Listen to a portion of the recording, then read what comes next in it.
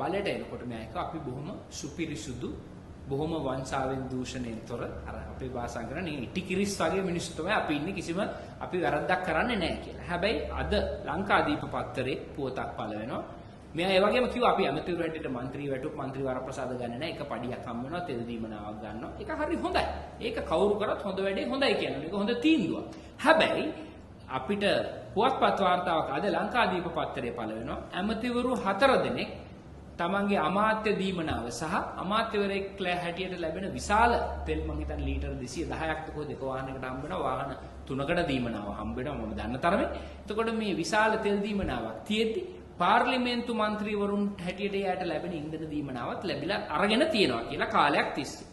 ඒ වාර්තාවේ දැක්වෙන හැටියට වසන්ත සමරසිංහ අමාත්‍යතුමා අනිල් ජයන්ත අමාත්‍යතුමා වෛද්‍ය ධම්මික පටබැදි අමාත්‍යතුමා සහ රාමලිංගම් චන්ද්‍රසේකර අමාත්‍යතුමා කියන 4 දෙනාම මේ විදිහට අපි දැක්ක ප්‍රවෘත්ති මට මතක වෙදින් ලංකාදීප කෙසේතත් ප්‍රවෘත්ති වල සංසරණය වෙනවා මේ අමතිරු 4 දෙනෙක් මේ වැරද්ද කරලා තියෙනවා කියන කාරණා.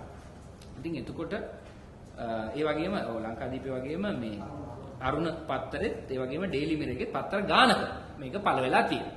ඉතින් එතකොට මෙයාගේ මේ කියන අර දැවැන්ත අවංකභාවය පිළිබඳ වූ ප්‍රකාශනයට මේ ඒ කියන කිරි කලයට මෙය කෙමෙන් ගොම බින්දු එකතු කරමින් ඉන්නවා. අමතක කරන්න එපා මෙයම කියන විදිහට බලයට ඇවිල්ලා තාම යන්තම් අවුරුද්දක් වෙන්නත් තව සති කිහිපයක් තියෙනවා.